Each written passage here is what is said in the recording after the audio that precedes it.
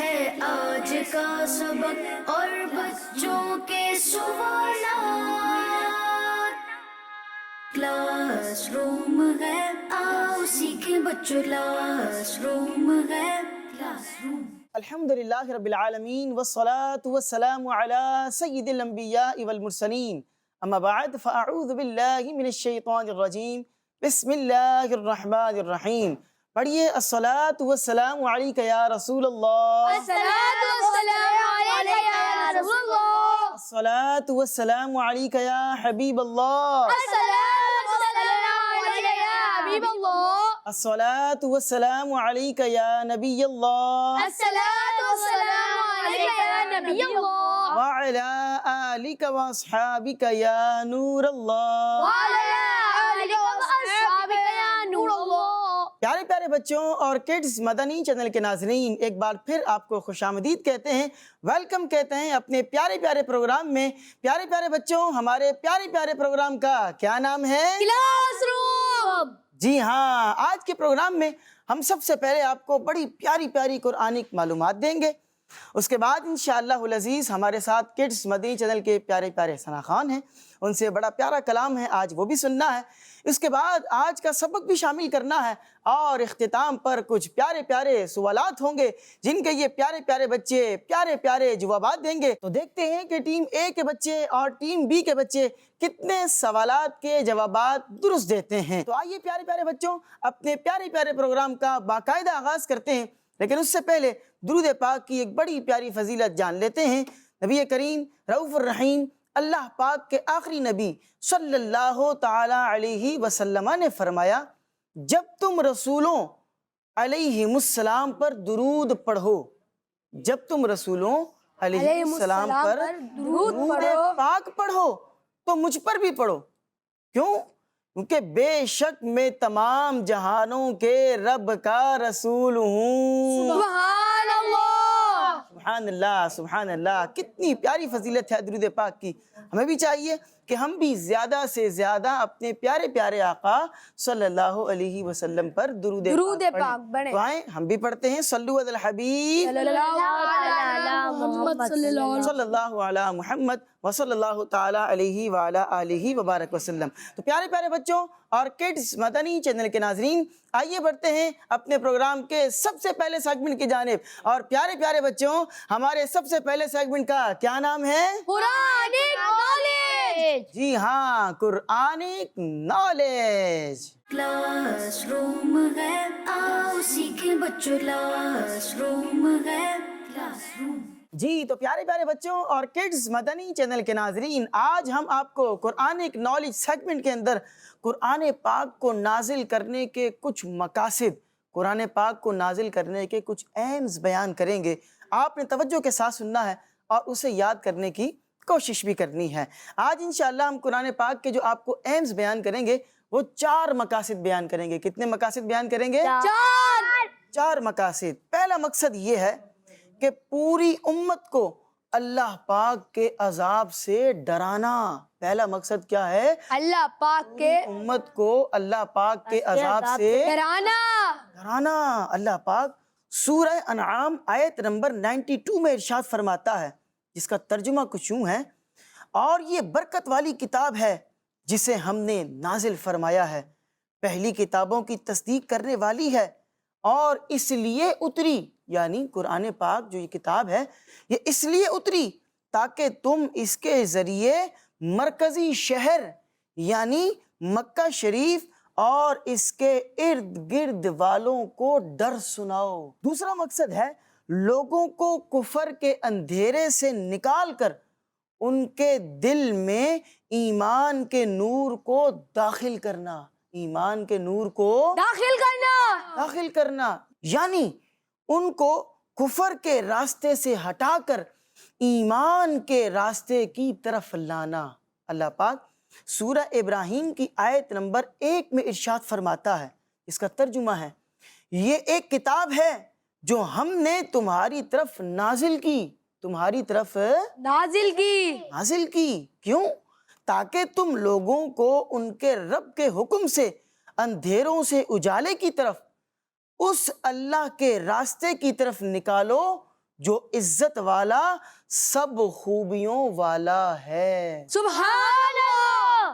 تو پیارے پیارے بچوں، قرآن پاک کا یہ دوسرا مقصد ہو گیا کہ لوگوں کو کفر کے اندھیرے سے نکال کر ان کے دل میں ایمان کے نور کو داخل کرنا۔ اب آئیں بڑھتے ہیں تیسرے مقصد کی جانب۔ تیسرا مقصد کیا ہے؟ لوگوں تک اللہ پاک کے احکامات پہنچانا اور ان کے اختلافات کو دور کرنا۔ اللہ پاک سورہ نحل آیت نمبر 44 نمبر آیت میں ارشاد فرماتا ہے، ترجمہ: اور اے حبیب، ہم نے تمہاری طرف یہ قرآن نازل فرمایا، ہم نے تمہاری طرف یہ قرآن نازل فرمایا تاکہ تم لوگوں سے وہ بیان کر دو جو ان کی طرف نازل کیا گیا ہے، اور تاکہ وہ غور و فکر کریں۔ تو تیسرا مقصد کیا ہوا کہ لوگوں تک اللہ پاک کے احکامات پہنچانا اور ان کے اختلافات کو دور کرنا۔ یہ قرآن پاک کو نازل کرنے کا ایک تیسرا مقصد ہم نے آپ کو بیان کیا ہے۔ اب بڑھتے ہیں چوتھے مقصد کی جانب۔ چوتھا مقصد یہ ہے کہ قرآن پاک کی آیتوں میں غور و فکر کر کے نصیحت حاصل کرنا۔ کیا حاصل کرنا؟ نصیحت حاصل کرنا۔ سورہ صاد آیت نمبر 29 میں اللہ پاک ارشاد فرماتا ہے، ترجمہ: یہ قرآن ایک برکت والی کتاب ہے جو ہم نے تمہاری طرف نازل کی ہے تاکہ لوگ اس کی آیتوں میں غور و فکر کریں اور عقل مند نصیحت حاصل کریں۔ سبحان اللہ۔ تو پیارے پیارے بچوں، قرآن مجید فرقان حمید کے نازل کرنے کے یہ 4 مقاصد ہم نے آپ کو بیان کیے ہیں۔ یوں تو اور بھی کئی مقاصد ہیں، لیکن ہم نے آپ کو یہ 4 مقاصد بیان کیے ہیں۔ اللہ تبارک و تعالی ہم سب کو قرآن پاک کو پڑھنے بھی، اسے سمجھنے کی بھی توفیق عطا فرمائے، اور اس کے ساتھ ساتھ قرآن پاک کے احکامات پر عمل کرنے کی بھی توفیق عطا فرمائے۔ آمین بجاہ النبی الامین۔ صلو علی الحبیب صلی اللہ علی محمد وصلی اللہ علیہ وسلم۔ تو پیارے پیارے بچوں، ہمارے پروگرام کا پہلا سیگمنٹ اپنے اختتام کو پہنچا۔ آئیے بڑھتے ہیں اپنے پروگرام کے دوسرے سیگمنٹ کی جانب۔ تو پیارے پیارے بچوں، ہمارے پروگرام کے دوسرے سیگمنٹ کا کیا نام ہے؟ کلاس روم ہے، آؤ سیکھیں بچوں، کلاس روم ہے، کلاس روم۔ جی، تو پیارے پیارے بچوں اور کڈز مدنی چینل کے ناظرین، ہمارے ساتھ ہر پروگرام میں کڈز مدنی چینل کے بڑے پیارے نعت خوان بھی ہوتے ہیں۔ کلام بھی سنیں گے اور اس کی مختصر سی تشریح بھی سنیں گے۔ جی، بلغ العلا بکمالہ، کشف الدجی بجمالہ، حسن جمیع خصالہ، صلو علیہ وآلہ، صلو علیہ وآلہ۔ وہ کمال حسن حضور ہے کہ گمان نفس جہاں نہیں، وہ کمال حسن حضور ہے کہ گمان نفس جہاں نہیں۔ یہی پھول خار سے دور ہے، یہی پھول خار سے دور ہے، یہی شمع ہے کہ دھواں نہیں، صلو علیہ وآلہ۔ سر عرش پر ہے تیری گزر، دل فرش پر ہے تیری نظر، سر عرش پر ہے تیری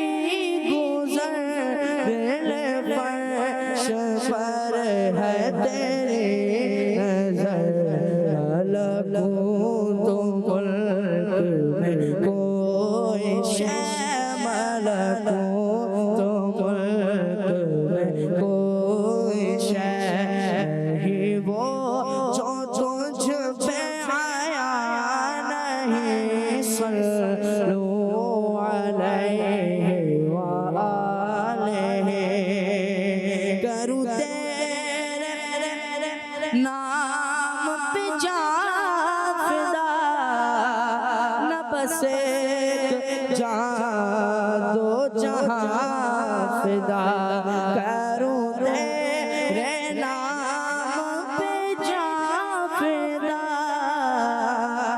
نہ بس ایک جان دو جہاں فدا دو جہاں سے بھی جی نہیں بھرا دو جہاں سے بھی نہیں جی بھرا کروں کیا کروڑوں جہاں نہیں صلو علیہ وآلہ صلو علیہ وآلہ صلو علیہ وآلہ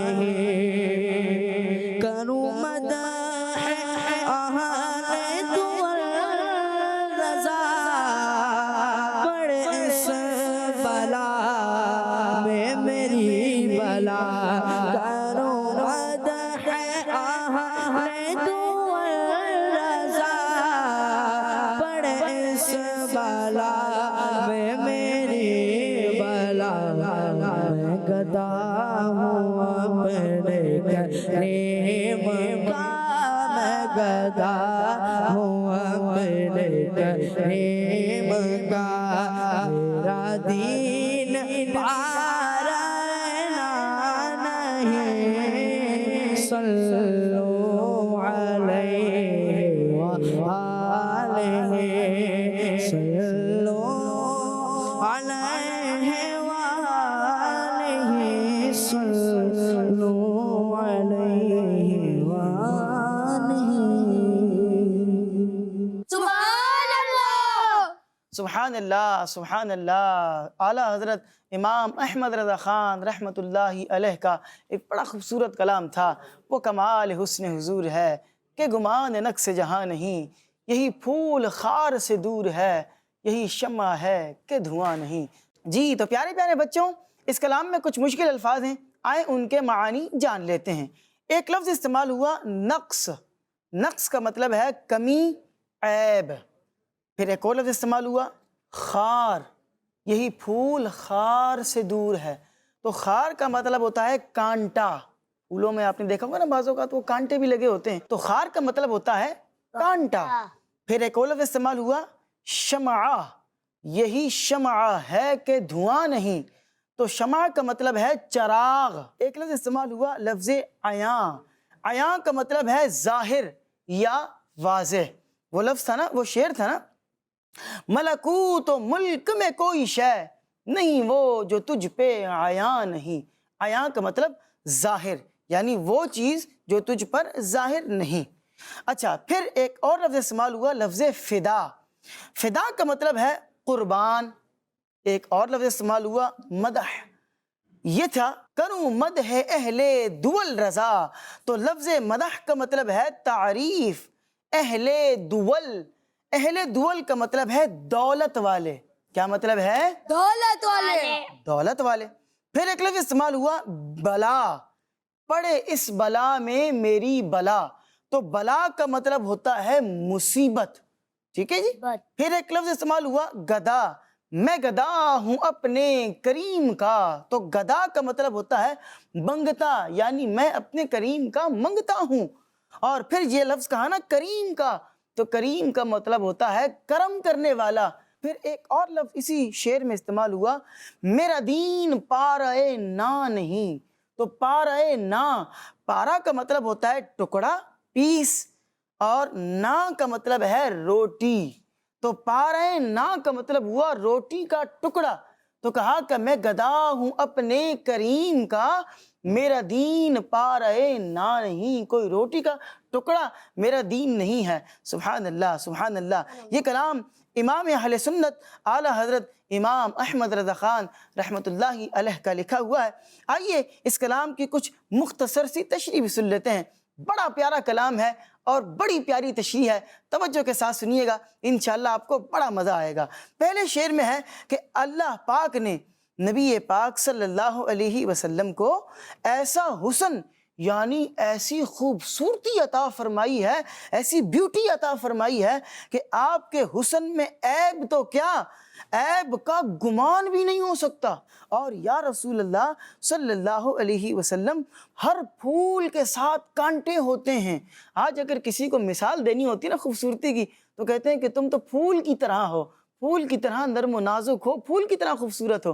تو کہتے ہیں یا رسول اللہ، ہر پھول کے ساتھ کانٹے ہوتے ہیں، مگر آپ وہ پھول ہیں جس میں کانٹے ہی نہیں ہیں۔ سبحان اللہ۔ اللہ، سبحان اللہ۔ اور یا رسول اللہ، آپ ایسی شمع رسالت ہیں جس میں دھوئیں کا نام و نشان تک نہیں ہے۔ سبحان سبحان اللہ۔ اللہ، سبحان اللہ۔ چراغ جب جلتا ہے نا، اس میں سے آگ نکل رہی ہوتی ہے، اور وہ آگ میں سے دھواں بھی نکل رہا ہوتا ہے، تو شمع دیکھنے میں تو بڑی پیاری لگتی ہے، لیکن دھواں نکلتا ہے اور وہ دھواں اگر دیوار پہ لگے تو اسے کالا کر دیتا ہے۔ تو کہا کہ یا رسول اللہ، آپ ایسی شمع رسالت ہیں کہ جس میں دھوئیں کا نام و نشان تک نہیں ہے۔ سبحان اللہ۔ اگلے شعر میں ہے کہ یا رسول اللہ صلی اللہ علیہ وسلم، آپ کی شان یہ ہے کہ عرش پر آپ کا آنا جانا ہے، عرش پر آپ کا آنا جانا ہے، آنا جانا ہے،